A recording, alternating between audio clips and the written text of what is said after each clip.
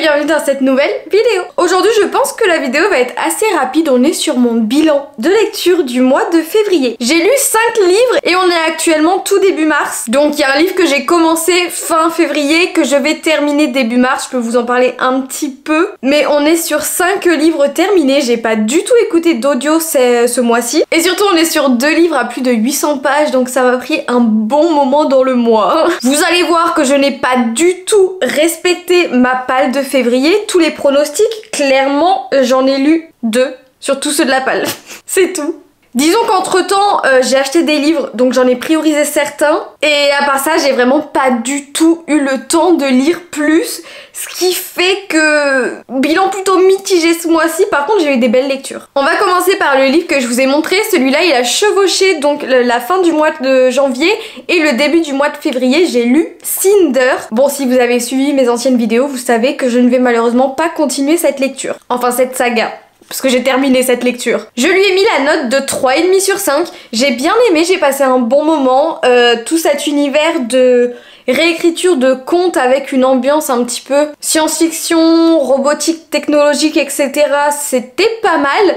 Maintenant, bon, forcément c'est une réécriture de contes, donc c'est prévisible. Mais en plus de ça, j'ai trouvé la lecture assez jeunesse. Ce qui est le but, hein, c'est édité aux éditions PKJ, donc c'est logique. Mais malheureusement, c'était vraiment trop jeunesse pour moi. En gros, dans cette histoire, on va suivre Cinder, hein, donc c'est la réécriture de Cendrillon, bien sûr, qui, quand elle était très jeune, a eu un grave accident, ce qui fait qu'on a dû remplacer une de ses mains et un de ses pieds, en fait, par des pièces robotiques, en gros, donc elle est vraiment un cyborg. Elle a été adoptée par un homme, sauf que cet homme était marié à une femme qui avait déjà 2 filles, n'est-ce pas?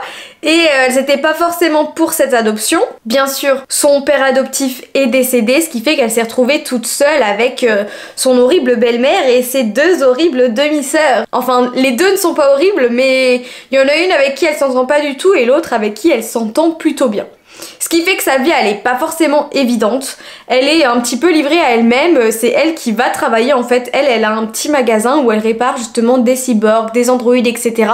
Et c'est elle qui ramène l'argent à la maison, quoi. Sa belle-mère se repose entièrement sur elle pour ramener de l'argent. Donc voilà pour vous poser un petit peu le contexte. Et un jour, il va y avoir un certain prince qui va venir et lui demander de réparer son androïde qui d'un seul coup s'est arrêté, il sait pas pourquoi, donc il a besoin d'une réparatrice et il a entendu parler d'elle. Donc elle va bien sûr accepter sa mission et essayer de lui réparer, et c'est là sa première rencontre avec le prince. On connaît tous l'histoire de Cendrillon, hein. Donc on sait que ce ne sera pas la dernière rencontre. Et en parallèle de sa petite vie de mécanicienne pour Android, etc., en fait dans le monde il y a une terrible maladie, une épidémie de l'étumose qui vraiment ravage la population. Ils ont aucun remède et ça devient de plus en plus compliqué. Et en fait, dans cette civilisation, les cyborgs, donc elle en fait partie, sont extrêmement mal vus et ils sont considérés un petit peu inférieurs aux hommes. Ce qui fait que pour tester des vaccins, pour essayer de trouver un remède à cette maladie, il y a pas mal de cyborgs qui vont être testés un peu comme des cobayes pour essayer de sauver la population humaine. Avec ou sans leur accord, et vous vous en doutez, Cinder c'est une cyborg et elle va malheureusement se retrouver embrigadée dans ces tests pour sauver cette épidémie mondiale. Et je vais pas vous en raconter plus, mais déjà ce petit bout d'histoire est plutôt sympa, assez original, etc. On a aussi tout un peuple qui vit sur la lune. Mais ça je vous en parlerai pas plus parce qu'il y a quasiment rien de décrit. C'était une bonne lecture, je pense qu'il y a 5 ou 6 ans je l'aurais vraiment apprécié.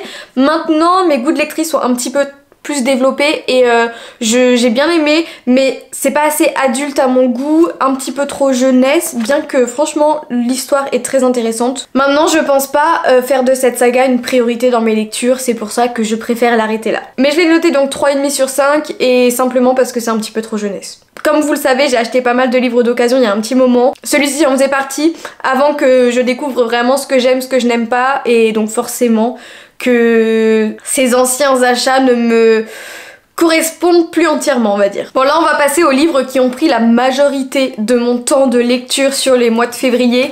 J'ai terminé la trilogie d'Eva Bad. Donc j'avais déjà lu La Cité de laiton et ensuite j'ai lu Le Royaume de Cuivre et L'Empire d'Or. Je les ai lus d'affilée parce que je voulais pas du tout sortir de l'univers. Il est tellement dense, tellement bien construit que j'avais trop peur d'en oublier des bouts en fait et de ne pas profiter à fond de mes 2 lectures en fait. Donc je me suis dit je les enchaîne comme ça. Je suis toujours à fond dans l'univers, c'est une trilogie. Bon, il y a un 4e livre, c'est Le Fleuve d'Argent si je me trompe pas, avec des nouvelles du point de vue de pas mal de personnages secondaires que j'ai pas encore lu mais qui me donne quand même envie parce qu'on reste dans tout cet univers que j'ai adoré. Mais c'est un tome qui est optionnel, c'est vraiment un plus avec des nouvelles et pas une histoire en parallèle ou une suite ou je ne sais quoi. Hein. Bien que ça doit rajouter pas mal de petits éléments sympas. Alors par contre, pour Le Royaume de Cuivre, j'avais pas fait de prédiction parce que je l'avais peut-être déjà lu. Je sais plus, tiens. Bon, en tout cas, tout ce que je sais, c'est que dans ma tête, bien sûr, j'avais prévu un coup de cœur pour Le Royaume de Cuivre.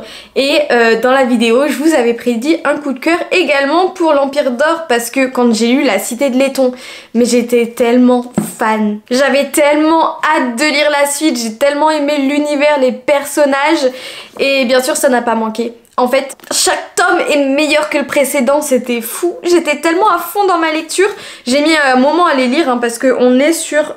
Comme je vous ai dit, vraiment 800 pages par tome, ce qui nous fait 1600 pages, en sachant que j'ai une moyenne de environ 100 pages par jour, plus quand je suis vraiment à fond, moins quand je suis trop fatiguée, mais c'est ma moyenne en gros. Donc ces 2 livres m'ont pris à peu près 2 semaines sur 4 semaines d'un petit mois à 28 jours. Par contre, c'était de réels coups de cœur. En gros, pour vous parler de cette trilogie, si jamais vous n'en avez pas encore entendu parler, mais si vous suivez ma chaîne, je vous en parle très souvent. Donc en gros, on va suivre Nari qui vit au Caire. Et elle a des sortes de petits talents de guérison qu'elle saurait pas trop expliquer, mais du coup grâce à ça, elle en profite pour vraiment escroquer tous les riches du Caire, d'Égypte, etc. histoire de se faire un petit peu d'argent parce que son but c'est de pouvoir faire de réelles études en médecine. Elle propose vraiment tout type de prestations et un jour elle va participer à un exorcisme d'une jeune fille.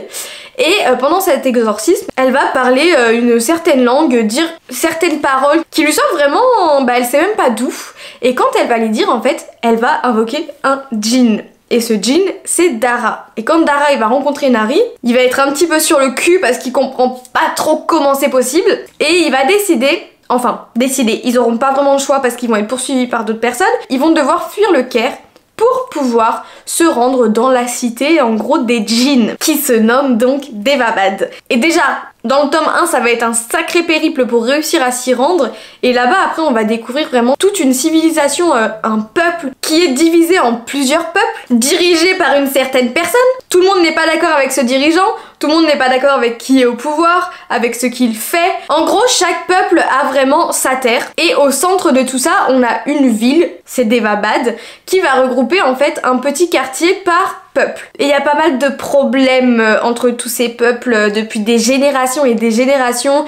Il y a eu des guerres qui ont laissé énormément de séquelles, qui ont laissé des préjugés, qui ont créé une haine de certains peuples pour des raisons plus ou moins justifiées. Et Nari, elle va se retrouver vraiment plongée au milieu de tout ça alors qu'elle n'y connaissait rien. Et en parallèle de ça, on va suivre Ali qui lui vit depuis toujours à Deva Bad, donc dans la cité des djinns, qui connaît vraiment toute l'histoire de son peuple, hein, clairement. Et j'ai pas envie de vous en dire plus parce que j'ai trop peur de vous spoiler quoi que ce soit, mais en gros, pendant toute cette trilogie, on va suivre le point de vue de Nari, le point de vue de Dara, le djinn qu'elle a invoqué sans faire exprès, et le point de vue de Ali qui vit à Deva Bad depuis toujours. Mais cette trilogie de fantasy, alors attention, il n'y a pas du tout de romance, c'est très léger dedans, c'est une fantasy avec quelques touches de romance, on n'est pas du tout sur une romantaisie. Mais si vous aimez les univers vraiment hyper travaillés, hyper approfondis, au moindre détail près en fait, chaque peuple a sa religion, a son dialecte, a sa manière de fonctionner,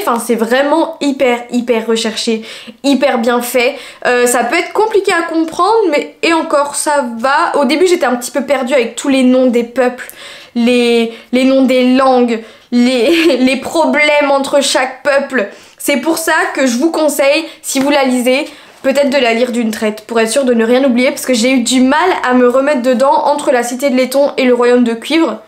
Vu que j'ai enchaîné les deux après ça a été, mais j'avais laissé 4-5 mois d'écart entre le tome 1 et le tome 2 et j'avoue que j'ai eu du mal à reprendre mes marques sur certaines choses. Par contre, ce que j'ai aimé, c'est que c'est une histoire bien sûr totalement imaginaire, mais j'avais aucun mal à m'imaginer ça en fait, que ça, enfin, sans les pouvoirs magiques etc, mais il y a tellement de choses qui sont possibles et imaginables dans notre monde à nous.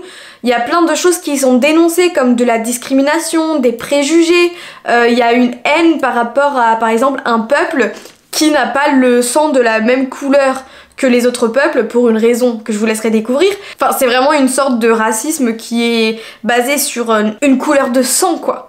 Ils sont jugés impurs à cause de ça. Mais j'ai beaucoup aimé la manière dont l'autrice a réussi à vraiment tout dénoncer comme ça. Mais en parallèle, par contre, si vous aimez les personnages qui se battent coûte que coûte pour leurs idées, même quand ils pensent que ce sera impossible, que ça fait tellement longtemps que le peuple pense comme ça, que c'est cette personne qui gouverne, que ça paraît irréalisable, mais ils ont tellement envie de changer les choses qu'ils vont se battre corps et âme, quitte à perdre la vie, clairement. Ils vont juste tout donner pour obtenir la justice, vous voyez. Et bah, vous allez adorer cette saga. Il y a un développement des personnages, mais vraiment des 3 personnages, enfin, bien que Dara, sur les derniers tomes, j'ai eu un petit peu du mal. J'avais envie de le secouer et de lui dire, mais réveille-toi, enfin. Arrête de te voiler la face, c'est trop, là. Mais pour Nari et Ali, il y a un développement de dingue. On a commencé à les suivre vraiment jeunes, un petit peu ignorants sur pas mal de choses, et ils ont su vraiment évoluer. Et j'ai trouvé leur évolution au fil des chapitres, au fil des années, hyper cool. On les voit prendre en maturité, prendre en assurance, en tactique aussi, en petit complot. Mais des fois j'avais tellement envie de me révolter avec eux quand on voit les actes atroces qui pouvaient arriver, vous savez, en utilisant d'autres personnes pour faire chanter un tel, pour l'empêcher de faire quoi que ce soit, et même parfois au sein d'une même famille. Il y a certains moments qui étaient vraiment déchirants. Mais ce qui était trop beau à l'intérieur de tout ça, c'est que les protas, ils ont jamais abandonné, quitte à sacrifier leur bonheur pour l'idée qu'ils avaient derrière. Ils voyaient vraiment pas juste par eux et leur propre égoïsme, mais le mieux pour la société dans laquelle ils évoluent en fait. Et vous savez que c'est la première fois que ça m'arrive dans une saga, mais vous allez rire, hein, mais parfois quand je faisais mon contenu pour mes réseaux sociaux de make-up, j'étais en train de me maquiller, faire mes make-up artistiques, puis d'un seul coup j'avais, je sais pas, des noms de peuples qui me sautaient en tête. Genre, je pensais à Agnivanchi, à Devas, à Efrit, enfin j'avais vraiment des mots de cet univers qui me popaient dans la tête à n'importe quel moment, tellement j'étais obsédée par cette saga. C'était fou. J'ai rarement éprouvé autant d'impatience à connaître la suite, quoi. Enfin vraiment, pendant mes lectures, au cours de la journée, je pensais à une seule chose, c'était finir ce que j'avais à faire pour pouvoir aller continuer à lire la saga, quoi. Si j'aurais pu me poser une semaine à ne rien faire et à juste lire, clairement je l'aurais fait pour cette saga. Donc vous l'avez compris, franchement il n'y a pas un seul tome qui était moins bien que les autres. J'ai mis coup de cœur pour les 3 tomes. Bon, là on parle que des 2 derniers parce que j'avais déjà lu l'autre il y a un moment. Alors par contre je trouve que le tome 2, donc le Royaume de Cuivre, était vraiment tourné vers la politique, tandis que le tome 3 était beaucoup plus tourné vers la Révolution. Pour vous faire ça assez grossièrement, pour ne rien vous spoiler. Mais vraiment, cette fantaisie était géniale. D'ailleurs, Shannon Chakraborty, j'ai tellement hâte de lire son nouveau livre qu'elle va sortir. Ce sont les aventures d'Amina Al-Sirafi dans un univers de pirates. Et je crois qu'il va encore y avoir des djinns, etc. Donc j'ai très hâte. Alors là, on part sur un livre qui n'était pas du tout dans ma pile à lire, mais que j'ai reçu entre temps et que j'avais bien envie de lire. J'ai testé. Une romance avec Butcher and Blackbird. Je vous en ai parlé aussi dans une autre vidéo, sans trop vous en dire. J'ai déjà oublié le nom des protagonistes. Ah oui, en gros, on va suivre Sloane et Rowan, qui sont 2 tueurs en série. 2 tueurs en série. Donc tous les deux, leur petit passe-temps, c'est d'aller tuer des personnes qui font des actes horribles. Et un jour, ils vont se rencontrer et vraiment, c'est dans les premières pages. Par contre, il n'y a pas un petit temps d'attente, on est directement plongé dans cet univers de tueurs en série. Ça, j'avoue que j'ai beaucoup aimé. Donc ils vont se rencontrer, ils vont se rendre compte que tous les deux, ce sont des tueurs en série, et ils vont se mettre d'accord pour participer à un petit jeu entre eux, une petite compétition tous les ans. Ils vont se retrouver à un endroit et ils vont devoir démasquer le tueur en série qui s'y cache, et le premier qui arrive à le démasquer et à le tuer aura gagné. Et donc nous en fait on les retrouve un petit peu à chaque fois au milieu de ces tracks. Donc il y a pas mal de temps qui passe entre chaque chapitre, entre chaque moment du livre. Alors on n'est pas sur une dark romance, mais on est sur une romance très explicite, assez dark quand même parce que on est sur 2 tueurs en série. Donc c'est vraiment une lecture pour public averti. Et le langage est très cru.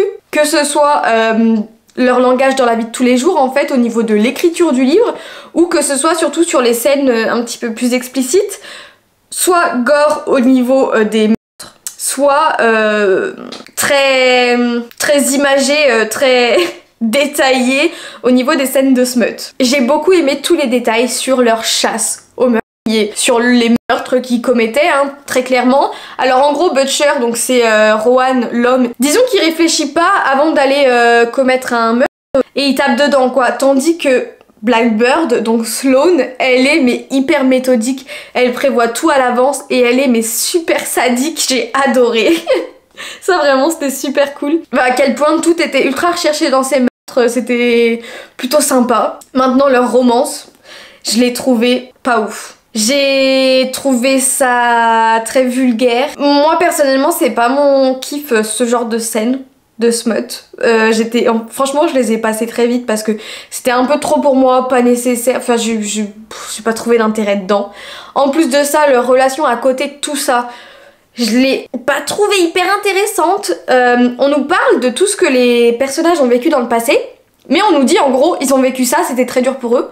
On nous détaille rien. Enfin, je trouve que tout est tellement resté en surface qu'il y a encore tellement de choses à apprendre sur la psychologie des personnages, sur le passé des personnages, sur pourquoi ils sont comme ils sont, sur comment vraiment, on l'a appris, mais comment vraiment ils ont commencé à tuer. Je trouve que c'était très survolé. Ça aurait pu être compréhensible s'il y avait un 2e tome sur eux. Sauf que le 2e tome, ce sera sur un autre couple de personnages. Ce qui fait qu'en gros c'est comme si l'histoire de Sloane et Rowan elle était terminée, on avait appris tout ce qu'il y avait à apprendre. Mais pour moi j'ai encore tellement de questions, il manque tellement de choses. Je pense que ça aurait pu être des personnages vraiment très touchants quand même si ce sont 2 gros sadiques et tueurs. Dans leur psychologie ça aurait pu être vraiment super intéressant. Et en fait non, ça venait pas. La première moitié du livre j'ai bien aimé parce que il se tournait un petit peu autour mais c'était vraiment centré sur les meurtres, sur la chasse. Tandis que la 2e partie c'était beaucoup plus juste du smut quoi. Bien que la fin, j'avoue je l'ai pas vu venir ce truc. Le petit plot twist là c'était cool. J'ai bien aimé, mais c'est pas forcément ce qui va me réconcilier avec la romance. Après, j'ai noté qu'il faut bien le prendre au second degré ce livre, genre, même au 46e degré quoi. C'est pas du tout un livre où il faut se concentrer pour le lire, où il faut pas en attendre beaucoup. C'est assez marrant, ça se lit facilement. Entre 2 lectures, en vrai c'était pas nul, mais la fin ça m'a un peu saoulée. J'ai vraiment survolé toutes les dernières pages et je crois que j'ai même pas lu le chapitre bonus quoi, tellement ça va saouler. Moi j'ai du mal quand il y a vraiment des putains dans chaque phrase quoi. Enfin je sais pas, une fois de temps en temps oui, mais là c'était trop. Par contre on peut dire que Rowan il est vraiment dévoué corps et âme à Sloane. Tout ce qu'il fait pour elle, j'étais vraiment, ça c'est un homme quoi. Après ouais, un truc qui a joué sur le fait que j'arrive pas à m'attacher au personnage, c'est qu'à chaque fois on avait plein de sauts dans le temps. Vu qu'ils se retrouvaient une fois par an, en gros on les retrouvait à la chasse. Après il y avait un moment, peut-être 6 mois plus tard, où ils s'envoyaient quelques messages. Après on avait de nouveau 4 mois de sauter et ils se retrouvaient pour une chasse, et etc. Ce qui fait que on les a pas vraiment suivis dans leur quotidien. Ça m'a pas aidé à m'attacher à eux. Donc voilà, je lui ai mis 3 étoiles sur 5. C'était pas nul, je lui ai mis un petit peu au-dessus de la moyenne, mais clairement je continuerai pas les prochains tomes, surtout qu'on est sur d'autres personnages, alors que moi j'aurais envie d'en savoir encore un peu plus sur eux. Puis j'ai pas trop aimé le style d'écriture de l'autrice, j'ai pas trop aimé la plume qui était un peu trop vulgaire. Donc ce n'est pas ce livre qui me réconciliera avec la romance, du tout. On retentera plus tard, écoutez.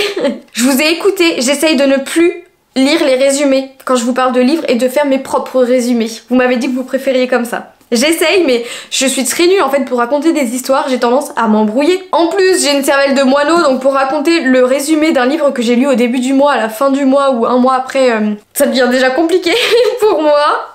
Donc j'espère que ça vous plaît et que je suis quand même compréhensible dans mes résumés. On va arriver au dernier livre que j'ai terminé ce mois-ci, que j'avais dans ma palle. C'est le deuxième, c'est déjà ça. J'ai lu Le Retour de Saint de Maëlle Pau, donc qui est une autrice française. Et vous savez, je vous ai raconté que ce livre, il m'intriguait trop parce que toutes les revues que je voyais, c'était des lectures incroyables, soit c'était des lectures vraiment incompréhensibles et nulles. Alors pour ce livre, mon pronostic c'était le coup de cœur. J'avais trop envie d'avoir le coup de cœur, je lui ai pas mis coup de cœur. Mais je lui ai mis 5 étoiles. C'est vraiment juste en dessous du coup de cœur. Pour quelques petites choses, j'ai pas eu ce coup de cœur, mais quand même c'était une lecture que j'ai trouvée personnellement incroyable. Je ne comprends pas ce qui a perdu les lecteurs qui se sont sentis perdus du coup. En fait franchement j'ai trouvé tout ça hyper bien compréhensible.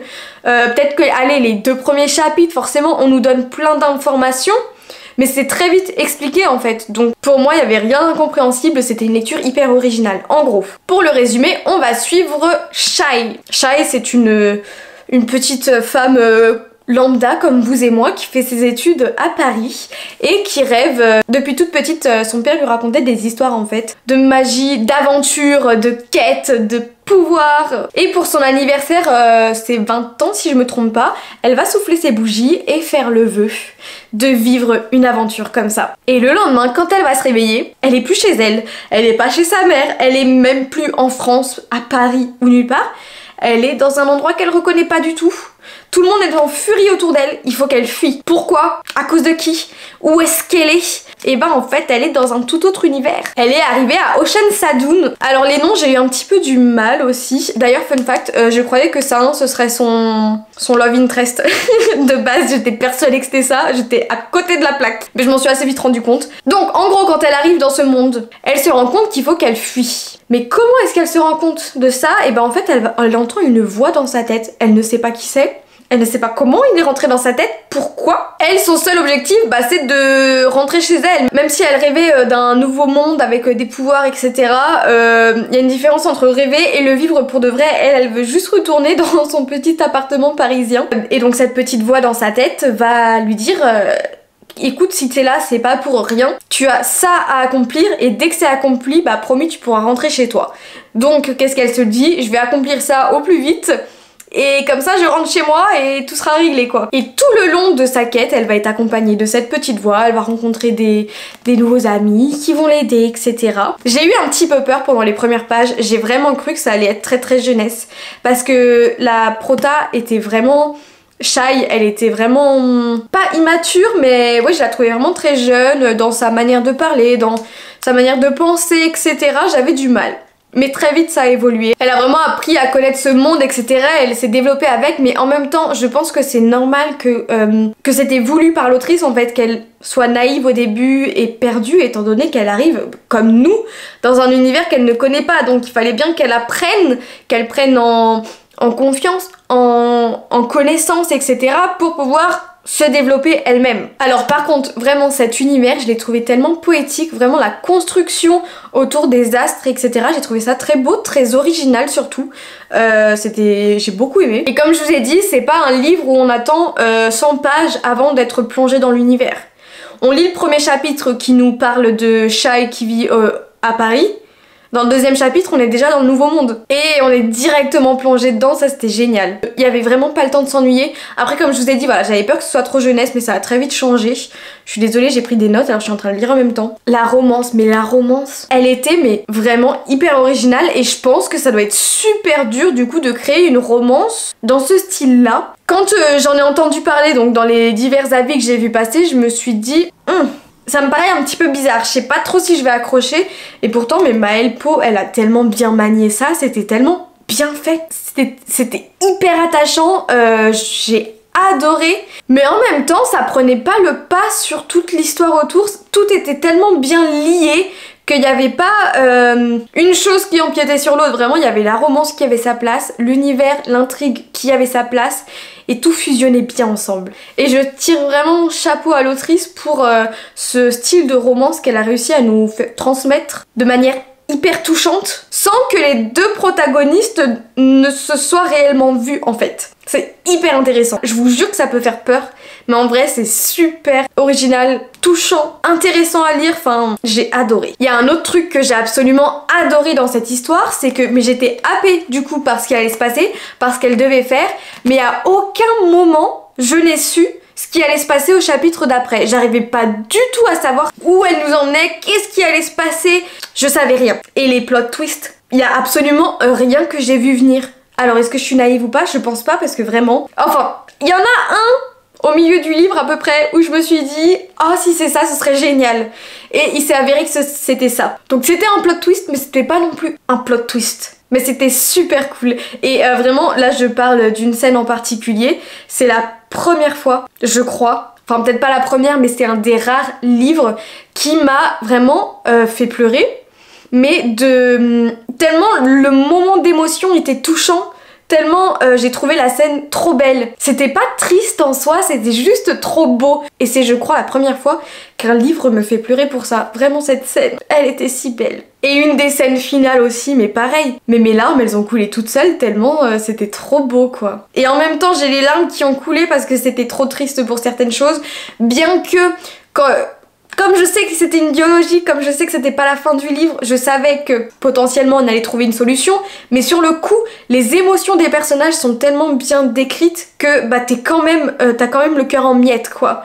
Même si tu sais qu'il va forcément y avoir une solution, tu t'imagines le sentiment du personnage à ce moment-là et ça brise le cœur. Vraiment, j'ai rarement été autant touchée par les émotions des personnages. C'est ce qui m'a le plus choquée dans ce livre. À quel point elle nous a tout transmis. Vraiment j'avais l'impression de vivre toutes les émotions avec eux, c'est hyper rare pour moi. La tournure à la fin elle est hyper intéressante, j'ai trop hâte de lire la suite. Ça a pas été un coup de cœur, je saurais pas vous dire pourquoi. Parce que j'ai trouvé la protagoniste un petit peu trop jeunesse parfois. En fait il y a vraiment juste Shai que j'ai beaucoup aimé, mais il y a un petit truc qui me gênait avec elle. Alors que tous les autres personnages, toutes les relations, que ce soit amoureuses, amicales, familiales qui se construisent, j'ai adoré et c'était vraiment des coups de cœur, mais pour une amitié en particulier. Vous avez lu, vous savez? Oh c'était tellement beau. Mais là quand je vous en parle, je l'ai fini il y a peut-être une semaine, donc forcément il est hyper frais dans ma tête. J'ai encore toutes les scènes qui me reviennent en tête et c'était vraiment trop bien. Franchement je fais totalement partie de la team numéro 1 qui a adoré cette lecture. C'est une fantaisie mais hyper originale et je pense vraiment que ceux qui n'ont pas aimé, c'est ceux qui ne lisent pas de fantaisie d'habitude, qui ont entendu que c'était un livre qui faisait pleurer, qui ont voulu pleurer, parce qu'on est tous un petit peu sadiques à aimer pleurer dans nos lectures. On est quand même beaucoup à faire partie de cette team, moi la première. Ce qui fait que ils étaient pas habitués à la fantaisie et ça les a perdus. Mais si vous aimez la fantaisie, la romantaisie, etc., franchement je trouve que c'est pas possible de se perdre dans cet univers. Il est super bien construit, hyper poétique et magnifique, moi j'ai adoré. Je crois que je suis partie dans tous les sens. Mais le principal à retenir, c'est que c'est un livre magnifique. Je l'ai noté 5 étoiles sur 5, je ne sais pas ce qui a manqué à ce coup de cœur, vraiment. Qu'est-ce qui a fait que ce n'est pas un coup de cœur? Mais c'était quand même une lecture incroyable. Bon et du coup à la fin février, il me restait 2-3 jours je crois. J'avais pas envie de commencer un livre trop long, je me suis dit que je vais vider un livre qui traîne dans ma palle depuis trop longtemps, donc j'ai sorti La prisonnière du diable, qui est hyper intéressant. Je l'ai pas fini, hein, j'en suis à la moitié, je pense que dans 2 jours il sera terminé, donc ça va empiéter un petit peu sur le début de mars. Mais vous allez voir la prochaine vidéo, je pioche ma pile à lire avec vous pour le mois de mars. Donc ça c'est ma petite lecture en attendant de tirer mes prochaines lectures. Donc en gros pour l'histoire de ce livre, ça se passe en 1494, c'est ça. L'histoire elle commence en Égypte, en fait il y a une roue qui tourne en continu qui est gardée par un ordre très secret. Et le jour où cette roue s'arrête, ça veut dire qu'elle va nous donner un nom et cette personne devra absolument être exécutée parce que le diable se serait emparé de cette personne, donc il faut absolument l'arrêter. Donc à partir du moment où il y a un nom qui sort, en fait cet ordre secret a pour mission d'apporter le petit mot en fait dans le village où cette personne est censée être tuée. Et donc le petit mot est sorti et ça va devoir arriver à Utel vers Nice. Donc nous on va suivre la personne qui a trouvé le nom et on va suivre plein de petites personnes qui vivent dans ce village. Pour le moment où j'en suis, en fait il y a vraiment le suspense de savoir qui va être tué, qui est l'exécuteur qui va devoir tuer cette personne, et en sachant que c'est un petit village donc le nombre de noms est plutôt restreint. Et ce que j'aime bien c'est que ça se déroule vraiment, là je crois que j'en suis à la moitié du livre et il y a 2 jours qui sont passés. C'est vraiment heure par heure, donc ça va tout se dérouler sur un court laps de temps, sauf qu'on suit pas mal de petits points de vue à plusieurs horaires de la journée en gros. Et en même temps à l'intérieur de ce village il y a pas mal de petits problèmes, mais on se rend assez vite compte que tout est un petit peu relié à cette roue, à cet ordre secret, etc.